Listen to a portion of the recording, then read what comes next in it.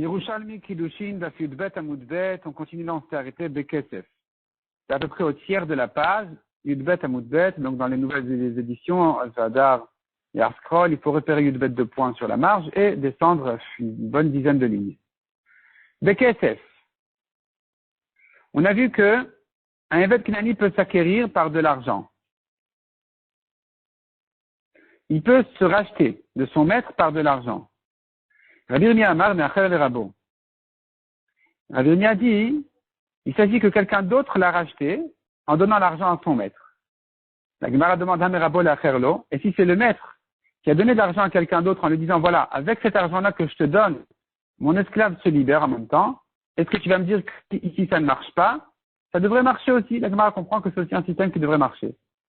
Amar Rabbi Zera, Afilu Merabo Le'acher. Non, c'est sûr que si le maître a donné à quelqu'un d'autre de l'argent pour libérer son propre esclave à lui-même, ça marche aussi, ça le libère.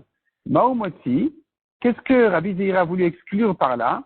Merabo Le'atzmo. Que si le maître a donné à son esclave de l'argent en lui disant prends cet argent et tu te libères avec, en prenant cet argent tu te libères, ça marche pas. Parce que l'esclave, il encore appartient à son maître, donc l'argent n'est pas sorti.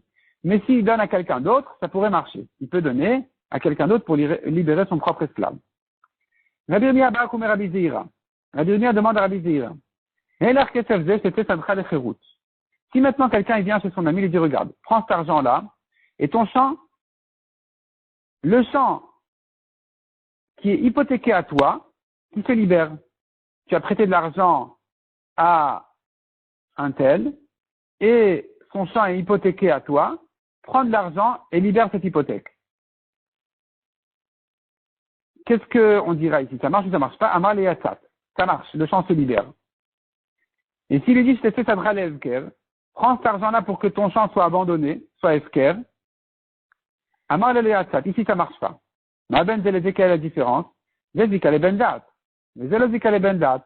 Quand il lui dit, libère l'hypothèque de ton champ, il se trouve que le champ s'acquiert automatiquement à son propriétaire. L'hypothèque saute et le propriétaire garde son champ tranquillement.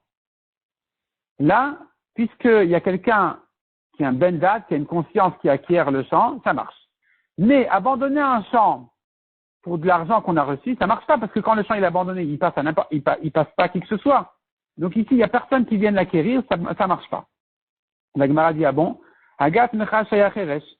Imagine-toi maintenant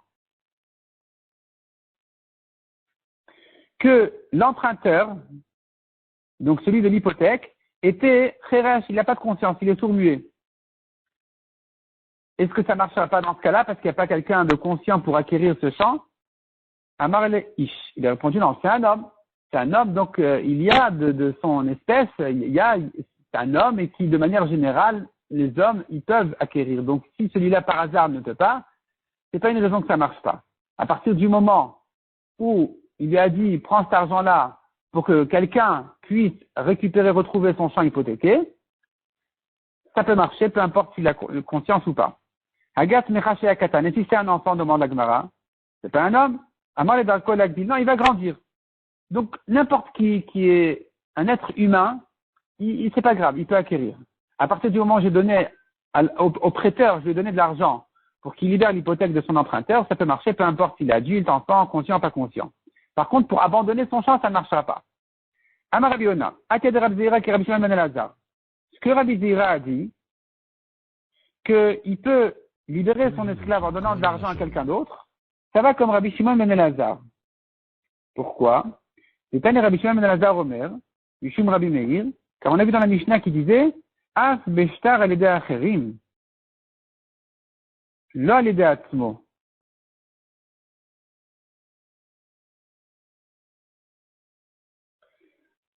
Rabbi Shimon ben Elazar a dit, quand tu veux libérer ton esclave en lui donnant un shtar, il faut que tu le donnes à quelqu'un d'autre, pas à lui-même. Et donc la Gemara, elle en tire de là. Ma'u bishtar al-ede acherim, al-ede atzmo. De quoi il s'agit ici? Que le shtar le donne à quelqu'un d'autre et pas l'esclave lui-même. N'est-ce pas que le maître est en train de donner maintenant un shtar à quelqu'un d'autre pour que son esclave se libère? Ou va pareil ici. Le maître peut donner de l'argent à quelqu'un d'autre pour libérer son propre esclave, ça peut marcher aussi. Amar Rabbi Avoun, Atia Kirabi. Rabbi Avoun dit, que ce qu'on a vu ici, ça va comme Rabbi, qu'un homme peut libérer la moitié de son esclave.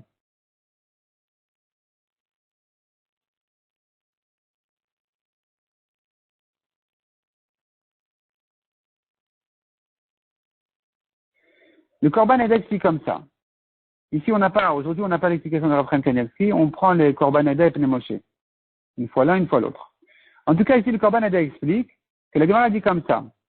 Ce que Rabbi Shimon a dit que le shtar peut être donné à quelqu'un d'autre, mais pas à l'esclave lui-même, c'est que s'il ne libère que la moitié de son esclave.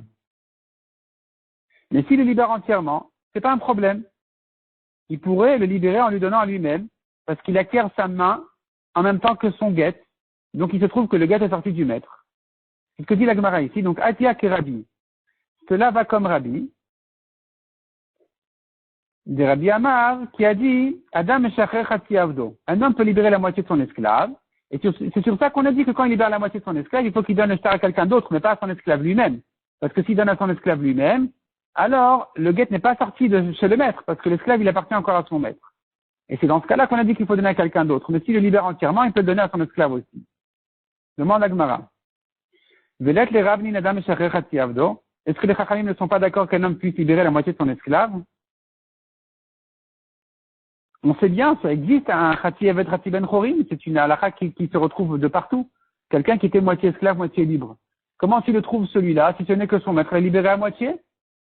Donc pourquoi tu me dis ça ne va que selon Rabbi qu'un homme peut libérer la moitié de son esclave? Répond la Gemara, oui, il se peut deux associés sur un esclave, un d'entre eux l'a libéré, il se trouve que maintenant il est moitié libre, moitié esclave. Aval be'evet shekulo shelo shanyai. Mais quand l'esclave est entièrement à son maître, selon les Chachamim, tu ne peux pas le libérer à moitié. Si tu l'as libéré à moitié, alors l'autre moitié va le retrouver. Il a libéré côté gauche, côté droit appartient encore au maître, et le côté droit qui appartient au maître, il retire le côté gauche de l'esclave au maître. Donc on n'a rien gagné finalement. Il ne peut pas le libérer à moitié.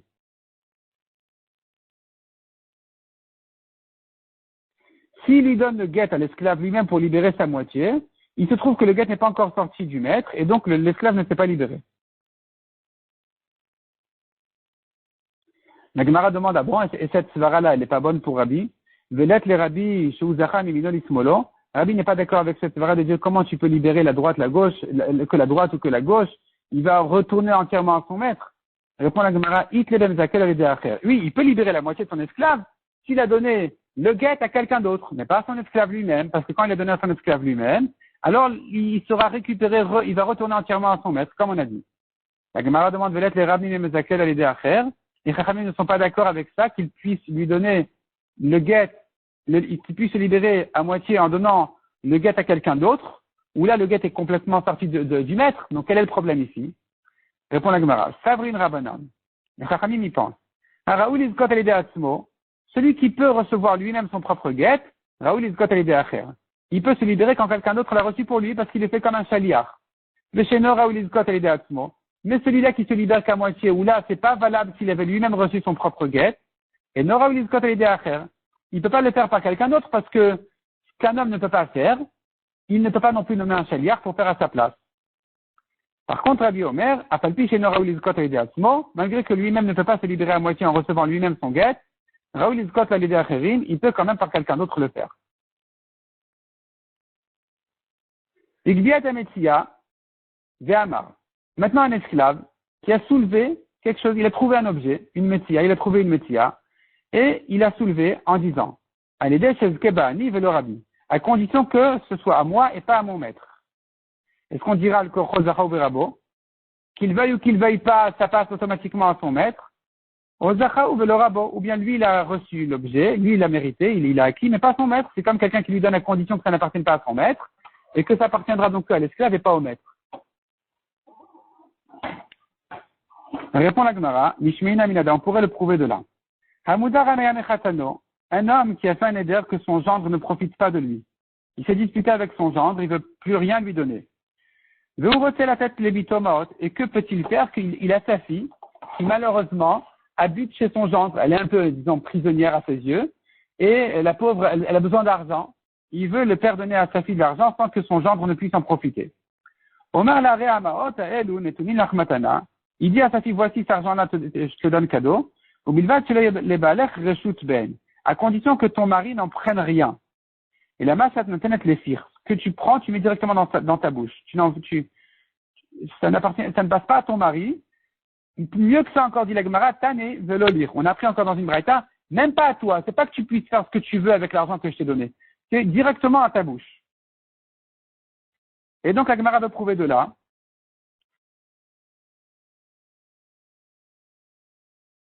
qu'on ne peut pas donner à sa fille à condition que le mari n'en prenne rien. Ça passe automatiquement au mari. Il faut vraiment qu'il dise à ta bouche. Donc ici aussi, l'esclave ne peut pas recevoir, ne peut pas acquérir sans que ça passe directement à son maître. Amar Abzira, Mantane veut dire, qui est le Tana qui pense comme ça, qu'il doit lui dire, et pas pour toi-même, c'est-à-dire, le père ne peut pas donner à sa fille à condition que le mari n'en prenne rien. Il est obligé de lui dire à ta bouche, pas pour toi, c'est pour ta bouche. Qui est le Tana qui dit ça? Rabbi Meir. De Rabbi Meir, Avidia David Kadrabo. Parce que Rabbi Meir, on a vu, qui dit que la main de l'esclave est comme la main de son maître. Tu ne peux rien donner à l'esclave sans que ça passe à son maître. Il n'y a pas de condition ici à faire ou il n'y a rien qui soit valable. Dès que tu as donné à l'esclave, directement ça passe à son maître. Et donc la Gemara dit comme ça. De Matana qui est Rabbi Meir, quand il s'agit d'un cadeau, alors, selon Rabbi Meir, on ne peut rien donner à la femme sans que ça arrive au mari automatiquement. Mais ici, donc de Matana qui est Rabbi Meir ou Yadaisha qui advala, dans un cadeau qui est donné à une femme, selon Rabbi Meir, la main de la femme est comme la main de son mari. Mais quand il s'agit ici d'une trouvaille, les Mtsiak et Rabbi, même les Chachamim seront d'accord que malgré qu'on peut donner à une femme sans que ça arrive à son mari, mais quand l'esclave a trouvé quelque chose, automatiquement ça va passer, même selon les Chachamim, à son maître. Et la Gemara va expliquer. Amar Abzeira Komer Rabbi Mana. Il dit non, Shanyai. Sheu Kezacha Midat Acher. Il dit mais non, mais ici, l'esclave qui a soulevé, il devrait lui recevoir. Parce que c'est différent du cas de la femme avec le gendre, où là-bas c'est quelqu'un d'autre de l'extérieur qui lui donne, à condition que ça ne passe pas à son mari. C'est là on dit que dès qu'elle a reçu, ça passe directement à son mari, on ne peut rien faire. Mais dans le cas où il a soulevé, il n'y a pas quelqu'un qui lui a donné, alors on pourrait dire qu'il l'a acquis pour lui-même, et ça ne passe pas à son maître. Donc la Gemara demande, Shanyai, peut-être c'est différent là-bas, chez Ukezacha Amidat Acher, là-bas il y a quelqu'un d'autre qui lui a donné, il y a une autre conscience qui a donné à la fille, donc ça ne marche pas.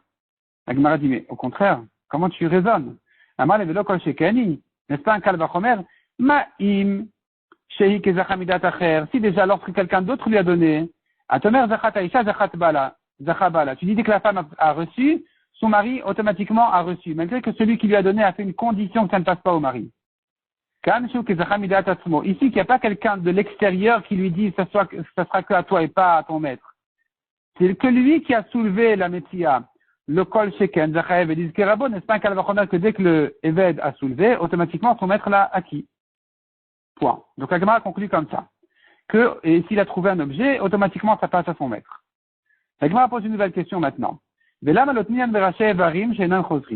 Pourquoi dans la Mishnah on n'a pas enseigné que parmi les systèmes de libérer l'esclave, il y a Raché Evarim Shenan Chosrin, c'est-à-dire si son maître lui a abîmé un membre, qui ne repousse pas, qui ne guérit pas, il lui a cassé le doigt, alors l'esclave va se libérer. Comme dit la Torah, son œil, sa dent. Amar Rabbi Yochanan ben Maria, répond la Gemara, Mipnei Machloket. Car là-dessus, nous avons une Machloket. La Machloket, elle est à savoir, est-ce qu'il lui faut un guet quand son maître lui a cassé les membres, ou il est libre complètement dès que le membre s'est abîmé. Il y en a qui disent qu'il faut un guet, il y en a qui disent qu'il n'en faut pas.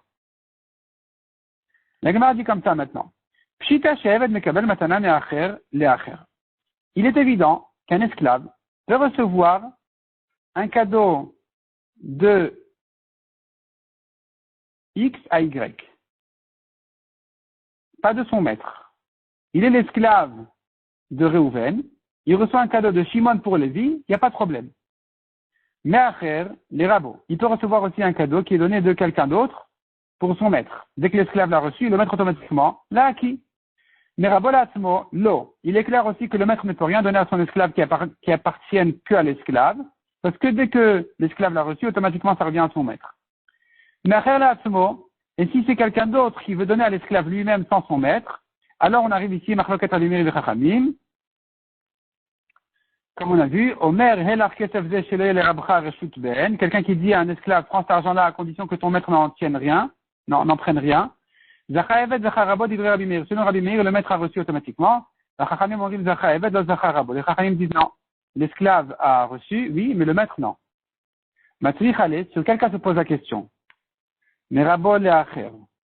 Quand le maître veut donner un cadeau à quelqu'un d'autre, et il veut le donner à son esclave pour que l'autre puisse le recevoir. Et la question se pose comme ça. Est-ce que je dis, de la même manière que l'esclave peut acquérir de quelqu'un d'autre à son maître, il peut aussi acquérir de son maître pour quelqu'un d'autre, ou non? La Gemara dit, on pourrait résoudre cette question-là en prouvant d'une braïta qui dit, ou d'une Mishnah qui dit, Ashoel et Apara, celui qui emprunte une vache. Il dit à son prêteur, écoute, envoie-moi cette vache, et il lui a envoyé la vache, Beyadavdo, avec son esclave. Le prêteur a demandé à son esclave d'aller envoyer la vache à l'emprunteur, à son ami. Ou bien, Beyadvno, ou bien le prêteur a demandé à son fils de l'envoyer, Beyad Shlucho ou à son envoyé. Et tu vois là-bas que dès que la vache elle est sortie, dès que la vache est sortie de chez le prêteur, si elle est morte en chemin, c'est l'emprunteur qui en est responsable. Donc tu vois de là qu'il a acquis, l'emprunteur a acquis la vache à travers l'esclave du prêteur. Tu as de là une preuve que l'esclave peut acquérir de son maître à quelqu'un d'autre. L'état d'Amra, est-ce que de là, cette Mishnah ne vient pas nous dire que l'esclave peut acquérir de son maître à quelqu'un d'autre? Répond la Gemara Rabbi Lazar, non, on n'a pas de preuve de là, il s'agit là-bas, pas d'un esclave, pas d'un Eved Knani, il s'agit d'un serviteur juif. Lui, bien sûr qu'il peut acquérir à quelqu'un d'autre. Rabbi Yochanan, il dit mieux que ça. Il dit, regarde, on peut rester sur un Eved Knani même, et dire que, il s'agit ici d'un cas spécial, où l'emprunteur a dit à son prêteur, Ptachla, Veiba Melea, ouvre-lui la porte à la vache, et qu'elle vienne d'elle-même chez moi. Et ça s'appelle qu'il a acquise Bemshicha. Comme s'il avait tiré, ça s'appelle qu'il a acquise comme ça. Utninan, puisqu'on a vu dans une Mishnah, Iniga Bemshicha, s'il a conduit une vache en la tirant, ou bien un Karala ou Bat, il l'a appelé, elle est venue, Acharon Mitrayevba, ce dernier l'a acquise. Keshoel, comme un emprunteur.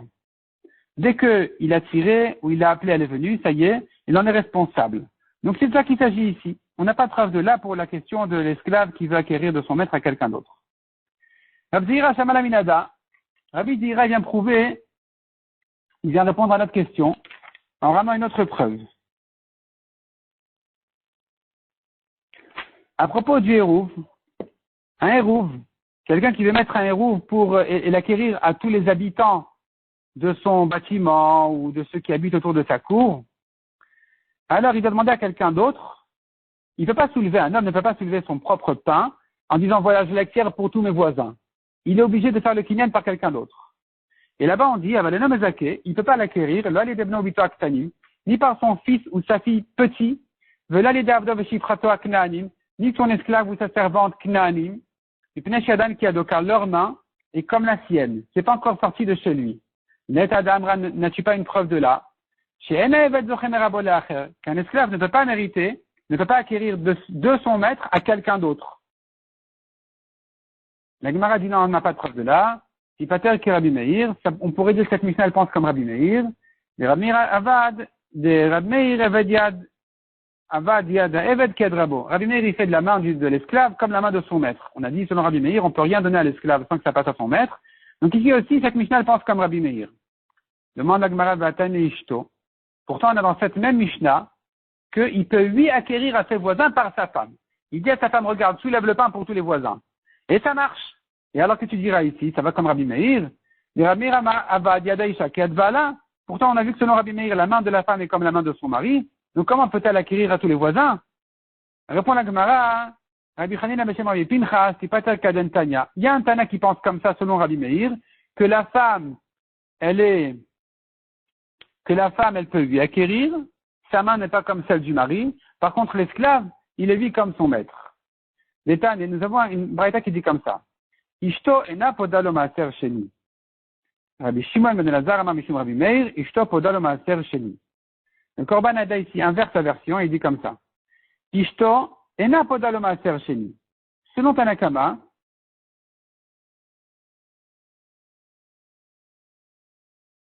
non, c'est la bonne version.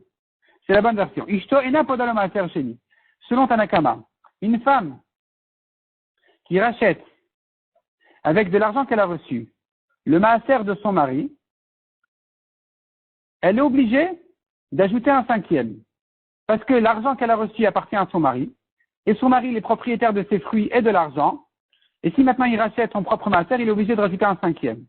Donc quand la femme le fait, elle est en train finalement de prendre l'argent de son mari, qu'elle croit que c'est à elle, et de racheter avec les fruits de son mari. Il s'agit ici donc d'un cas finalement que le propriétaire rachète ses propres fruits, il est obligé de rajouter un cinquième. Par contre, Rabbi Shimon ben Elazar amar mishum Rabbi Meir, lui dit au nom de Rabbi Meir, Ishto podalo maaser sheni. Une femme qui a de l'argent, elle peut racheter à son mari le maaser sans ajouter le cinquième. Parce que l'argent de la femme, il est à la femme. C'est comme quelqu'un d'autre qui a racheté le maaser qui n'a pas besoin d'ajouter un cinquième. Et donc tu vois ici un Tana qui pense selon Rabbi Meir que la main de la femme n'est pas comme la main de son mari. Donc tu comprends la Mishnah de Rouvin qui a dit au début la femme peut acquérir pour les voisins. Tanya de Rabbi Meir, Avidia David Kedrabo. Il se trouve donc que ce Tana il pense selon Rabbi Meir que la main de l'esclave est comme la main de son maître. Il peut rien acquérir sans son maître. Par contre, mais la main de la femme n'est pas comme la main de son mari. Donc pour le Hérouv, la femme elle peut acquérir au voisin. Mais quand il lui a envoyé la vache ou quoi avec son esclave, ou même le Hérouv, il veut l'acquérir par ses esclaves à ses voisins, ça marche pas. Rabbi Rabchia Beshem Rabbi Yochanan il dit Nirin Dvarim Shizkevet Beget Shichur. Nouvelle halakha. Ils disent comme ça. Un esclave peut recevoir un guet pour libérer son ami. Pourquoi? Car il est concerné par ailleurs, il est lui dans le contexte de libérer des esclaves. Quand lui-même se libère par exemple. Donc même si tu diras, il ne peut pas se libérer à lui-même en recevant de son maître son propre guet, parce que finalement c'est pas sorti du maître, mais quand il a fait ça pour son ami, ça marche.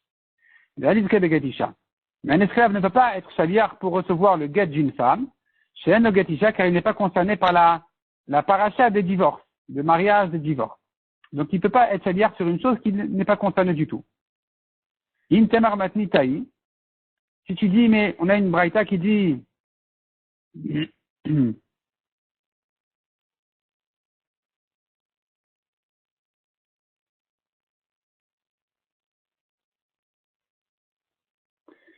clairement qu'un esclave peut lui être chaliar pour recevoir un guet et libérer son ami. Quel est le chidouche? On l'a déjà pris d'une braïta qui dit comme ça. Le maître dit à sa servante, toi tu restes ma servante, mais le bébé, ton bébé, elle est enceinte. Ton bébé se libère. Imaïta Ubara, Zachatlo, elle est enceinte et elle peut mériter le guet pour libérer son bébé, son fœtus. Donc tu vois ici déjà qu'un esclave peut recevoir le guet pour libérer son ami. La Gemara dit non, c'était pas la preuve d'ici. Ubara Suoto Kechad Mezaria. Son bébé encore, j'aurais pu croire qu'il fait partie de ses membres. Le chidouche est de dire que même pour quelqu'un d'autre, elle peut recevoir. Rabbi Rabchia Beshem Rabbi Yochanan, il dit, Nirin Dvarim Shekibel Haev Get Shichur. Il dit, un esclave peut recevoir un guet pour lui-même se libérer. Ve'ale Kabel Get Kavatin. Il ne peut pas recevoir un guet comme lui. Pour libérer son ami, il ne peut pas. Mais pour se libérer à lui-même, il peut oui. Pourquoi? Parce que il est goy encore, il n'est pas encore juif. Et donc, la Torah n'a pas permis d'être chaliar à un goy. Tout le chidouche de dire que quelqu'un peut être chaliar, peut être envoyé faire une mission, c'est un chidouche qui n'a été donné que pour des juifs, pas pour des goïms. Donc, il ne peut pas recevoir le guet de son ami. Mais de lui-même, oui, parce qu'en même temps qu'il se libère, il devient juif, et de toute façon, il n'y a pas de shlichut ici. Intemar Mishnah Kodem. Mais si tu me demandes, mais on vient de voir une braïta juste au-dessus, Agat Yifra Vlader Ben Chorin, tu restes ma servante, ton bébé se libère. Imaïta Ubara Zachat, si elle est enceinte, alors elle a mérité pour son bébé de le libérer. Alors tu vois ici qu'un esclave peut lui libérer son ami en recevant le guet. Et Rabbi Yochanan a dit que ça marche pas. Répond la Gemara, non, ici c'est pas un étranger. Ubara Suoto Kachat Mevaria. On peut considérer son fœtus comme un de ses membres, un de ses organes, donc elle peut lui le recevoir. Elle peut lui le libérer, mais quelqu'un d'autre, elle peut pas. Il n'y a pas de shlichut pour quelqu'un d'autre. Plonit Sifrati, un homme qui avant sa mort a dit, ma servante, Plonit, une telle ma servante. Ose ani laktav, shelot ishtabed, elle m'a fait plaisir, je voudrais lui écrire une promesse qu'elle ne travaille plus. Rabbi Lazar et Rabbi Shimon ben Yakim, Rabbi Yochanan. Ils sont allés amener cette chez-là, Rabbi Yochanan, qu'est-ce qu'on fait? Amar, Rabbi Yochanan a dit, on ne va pas, les héritiers ne peuvent pas la faire travailler alors que le père voulait la libérer en fait. Banea Mahem, qu'est-ce que deviennent ses enfants? Est-ce que tu me diras, bon, donc elle est libre, donc ses enfants ne sont plus des esclaves? Ou bien tu dis non, elle ne travaille pas, mais elle est encore servante et ses enfants resteraient des esclaves. Il répond, Avadim, il reste des esclaves. Mashiach ba Masiabia. Qu'est-ce qu'il lui a offert? Uniquement son travail. Il lui a laissé à elle-même son propre travail, qu'elle n'ait pas besoin d'être servante. Mais, par rapport à ses enfants, elle reste servante pour que ses enfants soient des esclaves. Rabbi Abba et Rabbi Yosef Amrin, les deux ils disent, des Rabbihi. Ce qu'on vient de dire ici, ça va comme Rabbi. Comment elle peut devenir moitié servante et moitié non servante? Son travail est libre, mais ses enfants sont esclaves. Ça va comme Rabbi. Des Rabbi Amar Adam Shecher Hatzi Avdo. Rabbi a dit un homme peut libérer la moitié de son esclave, donc ici aussi ça marche. Nouveau cas. Katav Konechata Vishna Avadav Keachat. Un homme qui a donné tous ses biens à ses deux esclaves en même temps. Shnei Yasu Lecherut, ils sont libres tous les deux, parce que les deux ils sont sortis de chez lui, mais ils ont un problème. C'est que la moitié de chacun d'entre eux appartient à lui, et l'autre moitié appartient à son ami, puisqu'il a donné tous ses biens aux deux. Donc quand il donne à son esclave, quand il donne un esclave aux deux, ça veut dire qu'il a acquis la moitié de lui-même et l'autre moitié appartient à son ami. Qu'est-ce qu'on fait? Chacun d'entre eux doit libérer son ami. Rabbi Beshem Shmuel, Rabbi Ava ou Beshem Rabbi Yochanan, à nouveau ils disent des Rabbihi. Cette halakha va comme Rabbi. Des Rabbi Amar Adam Shacher Chati Avdo. Rabbi a dit un homme peut libérer la moitié de son esclave. Donc ici aussi la Gemara voit, voici qu'il a libéré la moitié de son esclave quand il leur a donné aux deux tous leurs biens. C'est comme s'il disait la moitié à l'un, l'autre moitié à l'autre. Donc finalement, il n'a libéré que la moitié et ça marche.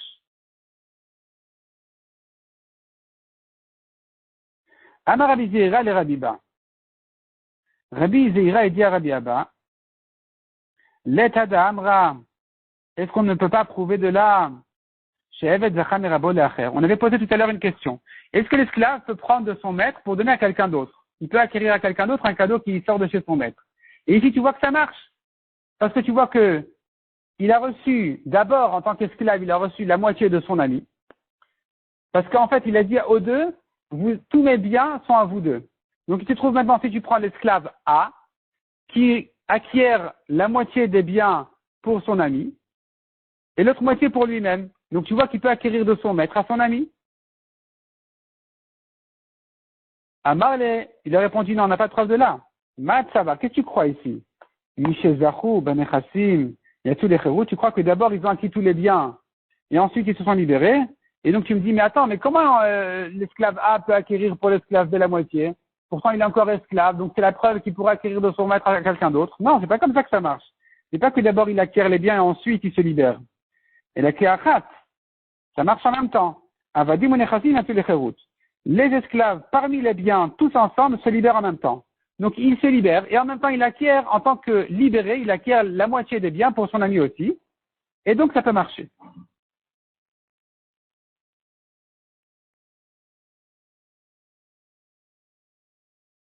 La question était comme ça. La Gemara se demandait comment il peut donner tous ses biens à ses deux esclaves. Pourtant, comment peut-il donner au premier la moitié de ses biens alors qu'il est encore esclave? Comment il peut lui donner la moitié de ses biens alors qu'il est encore esclave? Ça marche pas. C'est qu'il a dû donner, en fait, ça a dû passer par le deuxième. C'est comme s'il disait au premier, regarde, tu donnes la moitié de mes biens, tu acquiers la moitié de mes biens pour ton ami. Il va chez le deuxième, tu acquiers la moitié de mes biens pour le premier. Et ensuite, il se libère. Ce serait la preuve qu'un esclave pourrait recevoir le cadeau de son maître à quelqu'un d'autre. Et la Gemara dit non, il se libère et en même temps, il acquiert les biens. Donc, il peut lui donner directement, il n'a pas besoin de passer par son ami.